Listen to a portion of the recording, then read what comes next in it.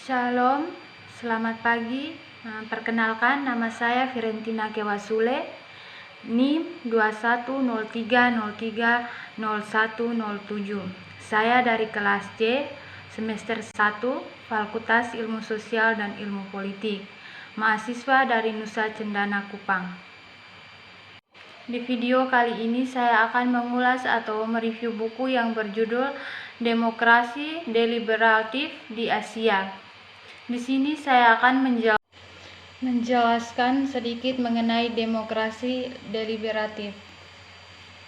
Di sini Habermas mendeskripsikan demokrasi deliberatif sebagai model demokrasi yang melahirkan aturan hukum yang legitimasinya bersumber dari kualitas prosedur deliberasi, bukan saja dalam lembaga-lembaga formal negara seperti parlemen, tetapi juga yang terpenting dalam masyarakat secara keseluruhan. Di sini saya akan menjelaskan bab 1, yaitu demokrasi deliberatif di Asia, mulai dulu, sekarang, dan masa depan. Demokrasi deliberatif di Asia. Asia adalah rumah bagi budaya deliberatif yang kaya, demokratif yang goyah dan berkembang di negara dan beberapa negara yang sangat otoriter. Demokrasi deliberatif di Asia mengeksplorasi interaksi lintas praktik deliberatif dan berbagai bentuk politik di berbagai kasus nasional. Hasilnya adalah tur yang menarik dan secara teoritis canggih dari cara-cara musyawarah publik dan dimainkan di Asia. Dalam buku ini juga membahas tentang menampilkan kasus dari India, Cina, Indonesia, Nepal, Jepang, Korea Selatan, Singapura, Mongolia, dan Malaysia. Setiap negara di Asia pastinya memiliki perbedaan penggunaan musyawarah publik. Banyak negara di Asia memiliki tradisi panjang dalam musyawarah publik, baik dalam demokrasi maupun pengaturan yang tidak demokrasi. Beberapa di antaranya berlanjut hingga saat ini. Namun dalam menghadapi tekanan dari kompleks pemerintahan, protes rakyat dan demokratisasi, praktik deliberatif tertentu khususnya paling deliberatif telah diterjunkan ke wilayah tanpa memperhatikan sejarah atau praktik musyawarah tradisional, apalagi motivasinya yang berbeda. Teori dan praktik demokrasi deliberatif. Demokrasi deliberatif dapat digambarkan sebagai suatu ide atau pendekatan yang menekankan peran musyawarah di antara yang sederajat, yang mendorong refleksi dan yang menghasilkan keputusan yang mengikat dan sah. Keputusan harus didasarkan pada kekuatan, alasan daripada kekuatan politik, ekonomi, atau militer. Demokrasi deliberatif dapat menggunakan berbagai metode untuk mencapai keputusan kolektif.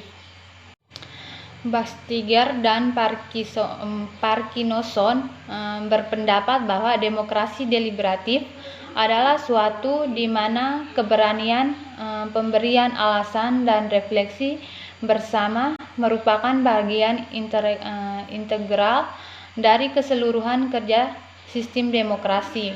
Musyawarah dapat didefinisikan secara terpisah sebagai komunikasi timbal balik dan melibatkan penimbangan dan refleksi pada preferensi, nilai-nilai, dan kepentingan mengenai hal-hal yang menjadi perhatian bersama. Mengapa demokrasi deliberatif digunakan di Asia? Jawabannya, ada banyak konsep demokrasi. Pandangan yang paling umum dipegang sama dengan demokrasi dengan pemilihan umum, yaitu bebas dan adil, dan kekuasaan mayoritas. Demokrasi di Asia sekarang mengalami banyak masalah. Misalnya saja demokrasi di Timur Laut Asia, yaitu Korea Selatan, Taiwan, Jepang, dan Mongolia. tetapi demokrasi bermasalah di banyak negara bagian dari Asia Selatan dan Tenggara. Pemilu telah ditetapkan di kekuatan nasionalis, populis, rezim yang didukung militer, dan banyak negara. Manusia memiliki hak berada di bawah ancaman. Di Malaysia, harapan bahwa pemilu 2018 telah digembar-gemborkan.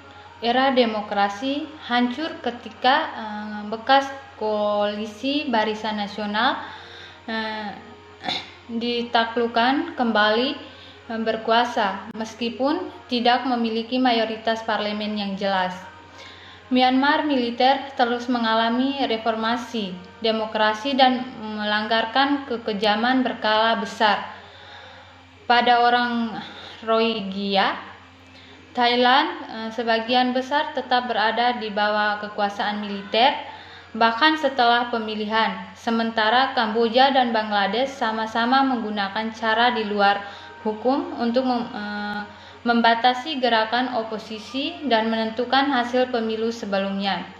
Presiden Duterte yang populis Filipina telah menjadi terkenal karena pelanggaran hak asasi manusia yang disetujui negara sebagai bagian dari perangnya melawan narkoba.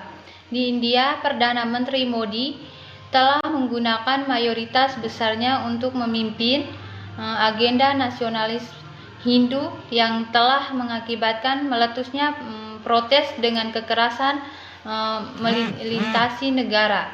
Di Sri Lanka, para pemilih mengembalikan para penjahat perang ke tepuk kekuasaan dalam jajak pendapat yang diadakan setelah pemecatan Perdana Menteri secara inkonstitusional pada saat itu. Untuk menghadapi krisis demokrasi di Asia, Ghana menjelaskan proses baru pergeseran bertahap dari demokrasi ke teknokrasi di Asia. Meskipun ada elemen teknokrasi yang muncul di Asia, teknokrasi sendiri menghadapi tantangan tata kelola yang kompleks, pengelolaan informasi dan tekanan warga. Untuk meningkatkan dan memajukan demokrasi serta mengembangkan pemerintahan teknokratis dengan lebih baik di Asia, satu pendekatan dan jalannya adalah melalui pengembangan dan pemajuan demokrasi deliberatif secara demosi, lambat tapi relatif. Demokrasi deliberatif kontraks dengan dan meningkatkan pemilihan agregat demokrasi. Demokrasi elektoral agregatif bergantung pada penghitungan preferensi, biasanya dideskripsikan melalui pemungutan suara dan cenderung menganggap bahwa preferensi masyarakat adalah tetap, dan tugas utamanya adalah mengumpulkan dan menghitung preferensi tersebut. Pada bab 2 buku ini membahas tentang demokrasi dan tata kelola desa di Cina. Sejak Cina mulai mengembangkan pemerintahan sendiri, desa dengan pemilihan reguler di 1990, sekitar 734.700 desa diperkenalkan dan diimplementasikan lebih terstandarisasi prosedur pemilihan desa dengan penduduk desa. Sekarang dapat memilih desa ketua dan anggota komite desa setiap 3 tahun. Namun terlepas dari kemajuan ini, kualitas demokrasi desa sangat bervariasi di praktek. Namun di desa masih ada pemimpin yang meminta pendapat penduduk desa sebagai bagian dari proses pengambilan keputusan yang demokrasi. Pemilihan desa pada umumnya tetap ada dan bentuk demokrasi yang tidak lengkap atau tidak sempurna, sejauh langkah-langkah demokrasi lainnya yang digunakan sangat sedikit, dan masalah konflik pedesaan akan terus berlanjut tanpa penyelesaian. Cina memperkenalkan berbasis desa demokrasi deliberatif. Pada bab ketiga buku ini membahas mengenai pendalaman demokrasi Indonesia melalui akuntabilitas sosial. Pada 2 dekade terakhir, Indonesia telah melewati peralihan dari kediktatoran ke demokrasi yang baru lahir. Desentralisasi yang cepat dan masif, pertumbuhan ekonomi dan pemberdayaan masyarakat sipil dan masyarakat desa. Berbeda dengan yang sedang berlangsung, kemunduran demokrasi yang tidak saksikan di negara-negara seperti Filipina, Thailand, Brasil, Amerika Serikat, dan India. Demokrasi terus tumbuh berakar di Indonesia dengan institusi politik yang stabil dan menghormati kebebasan berbicara. Dan pada bab 4 buku ini membahas tentang demokrasi deliberatif di desa India. Demokrasi deliberatif di pedesaan India telah dikembangkan melalui 73.000 amandemen konstitusi dan dibaptis sebagai Garam Sabda. Sementara naik dan kejatuhan sejarahnya telah berdampak pada lembaga partisipasi di dalam berbagai cara. Faktanya tetap bahwa lonceng kematian mereka tidak pernah dibunyikan. Kebebasan gerakan yang dipimpin oleh Gandhi menyoroti perlunya Swaraj desa atau pemerintahan sendiri sebagai titik tolak demokrasi India. Pada bab kelima buku ini membahas tentang pembuatan konstitusi partisipatif dan permusyawaratan dalam masyarakat, tentang masyarakat yang terbagi di Nepal.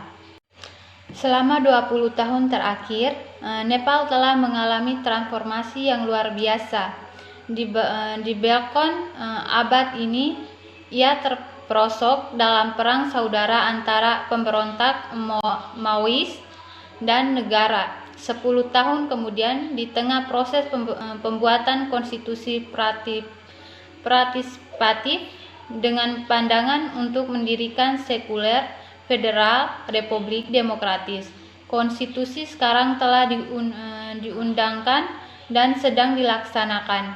Pemilihan telah diadakan untuk ketiga tingkat pemerintah, dan Maois telah diubah menjadi aktor politik yang sah. Pada bab ke-6 buku ini membahas tentang demokrasi versus elit di Malaysia. Jelas bahwa rakyat Malaysia sekarang melihat kekuatan yang harus mereka ubah pemerintah dan memastikan reformasi yang mereka inginkan. Orang-orang sekarang menggunakan banyak saluran, termasuk masyarakat sipil dan media baru, untuk berunding dengan pemerintah dan meminta pertanggungjawabannya. Oleh karena itu, pemerintah perlu lebih responsif dengan kebutuhan rakyat untuk berkuasa. Demokrasi deliberatif dapat membawa dinamisme segar dan kedewasaan untuk politik baru Malaysia, karena orang tahu mereka hak dan kewajiban di Malaysia baru ini.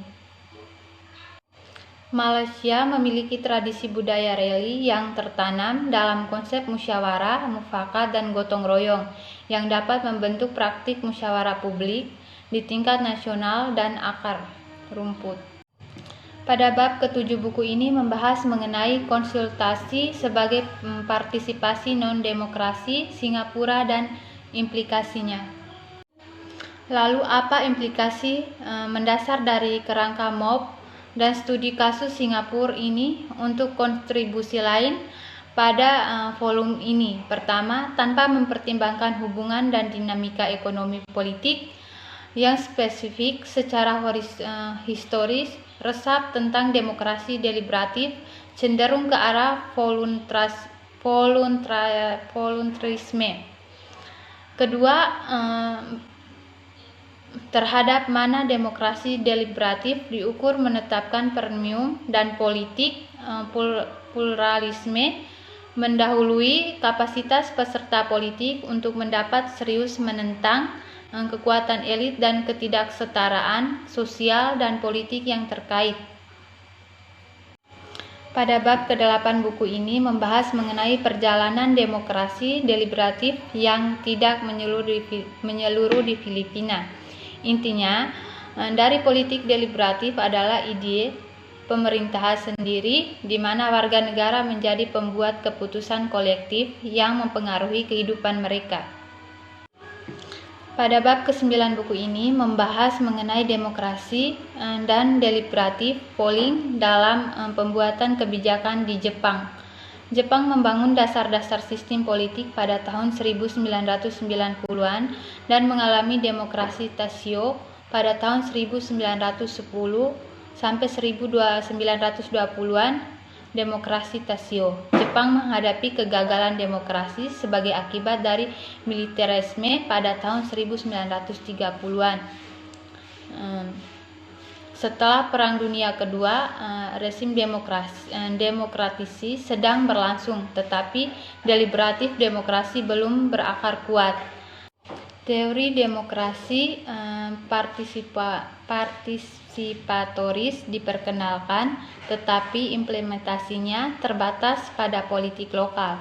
Butuh waktu lama untuk beralih dari demokrasi partisipatif ke demokrasi deliberatif, terutama melalui pengenalan polling deliberatif.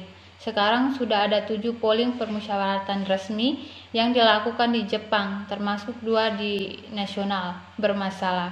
Polling deliberatif memainkan peran penting karena menyediakan data empiris dan opini publik dalam proses pembuatan kebijakan. Sekian dari saya, terima kasih.